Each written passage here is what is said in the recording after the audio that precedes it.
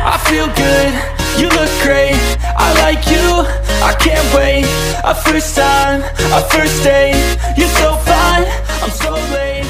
You sip wine, I drink straight.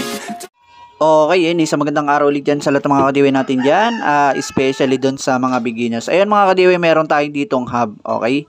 At ito ay binigay na lang sa atin ng customer. Pero ang pinaka naging issue talaga nito mga ka-DIY, may sumasabit sa kanya. So, ibig sabihin, pag naiikot naman to, na nung una naiikot pa to ngayon medyo tumigas na lang. So, nung pinuntahan ko to, dun sa kanila, nung tinesting ko, sumasabit nga siya, yung kanyang rotor, sumasabit dun sa pinaka-magnet. Ngayon, nang ginawa ko, sabi ko sa kanya, possible, disalign yung kanyang rotor. Kaya ang ginawa ko, binuksan ko to mga ka-DIY, and then, pinilit natin tong i-align. So, ibig sabihin, nakatatlong align ako dito mga ka-DIY, pero ganun pa rin. Sumasabit pa rin siya. Sabi ko, wala na talaga akong magagawa dyan kasi pagka minsan ganyang disalign, at sumasabit yung magnet sa motor, medyo mahirap na talaga. Kaya ayun, nag-decide na lang tayo na bigyan na lang siya ng second hand. At ayun, nag-okay naman na. At ito naman na, ay binigay na lang din sa atin, no? Kasi regular customer naman natin yun mga ka-DIY. O yan, try natin buksan mga ka-DIY kasi meron akong gustong gawin, no? Kasi para malaman natin kung ano ang disalign dito, no? Meron pa tayo kasi isa ditong hub. Same lang din siya, size 10. Yan, tatry natin kunin yung rotor nito at ilagay dito sa kabilang rim. So, buksan na lang natin isa mabilis. Yan.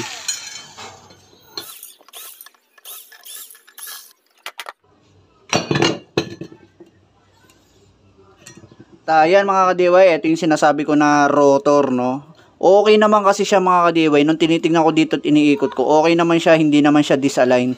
Pero talagang sumasabit siya dito sa magnet nung itong kanyang rim. So ayan kasi yung magnet, oh. Sumasabit siya talaga diyan. Nilinisan ko na yan actually, pero sumasabit siya talaga.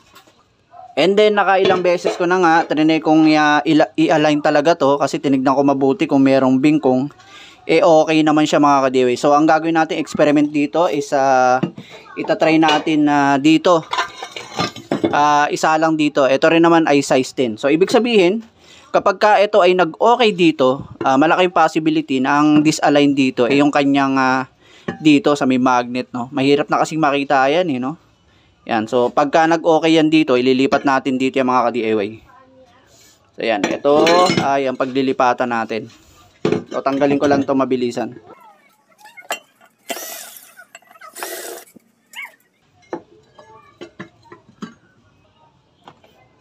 At yan, mukhang okay pa yung magnet nito mga ka-DIY. Ito kasi yung tinabi ko lang to Yan.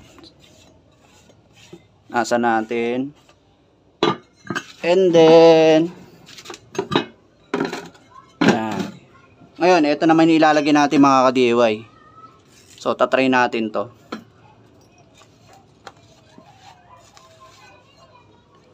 So, dito hindi ko muna lalagyan ng sealant, no? Kasi gusto ko lang malaman kung mag-o-okay ba siya. Yan.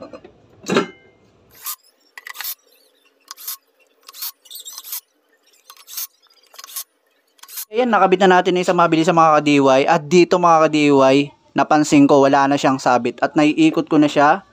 Ayan, no? Ibig sabihin talaga dito, disalign dito, no? Possible yung magnet kasi dito siya sumasabit sa kanyang pinaka-magnet Kapag nilagay ko to dito sa original niya, sumasabit siya mga ka-DIY. Pero nung ilagay ko siya dito, parehas lang din naman sila ng size, pan size 10 din.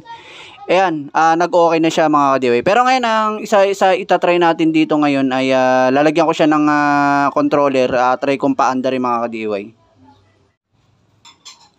Kakabitan natin ng controller para malaman natin kung aandar ba siya.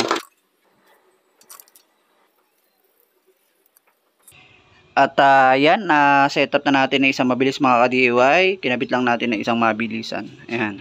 Ito, lagyan na natin ng power. At ayun, may power na yung ating throttle. And then, try natin.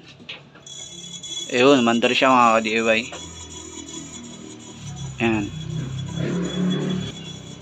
At yan nga, nag-okay yung under niya mga ka-DIY, sabihin na okay siya dito, no? Okay yung pinaka-rim nito. malaki yung possibility talaga na ang disalign dito mga ka-DIY yung kanyang pinaka-magnet, kasi sumasabit siya dito Dito meron siyang sabit, pero kasi mahirap kasi i-trace niyan, ang hirap makita kung paano siya na-disalign.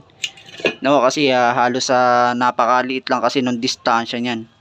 So, ayan, nung kinabit naman natin dito, wala siyang kasabit-sabit, pero nung nandito siya, meron siyang sabit. Ayan na nga. At dito kasi mga ka-DIY, ang kalimitan ko lang kasi nagagawa dito pagka disalign, yung rotor. Minsan na i-align pa natin yung rotor niyan kaso nga lang nakita ko, pantay naman yung rotor niya, okay naman siya, kaya medyo nagdududa ako. Yung bearing naman, walang kalog, okay yung bearing. At ayan, napatunayan nga natin na malaking possibility na ang disalign dito yung kanyang pinaka ring dito sa may magnet, kasi meron talaga siyang sabit mga ka-DIY. Okay, yun, ang ganda lang mga ka-DIY, at maraming salamat pa sa panonood. Thank you.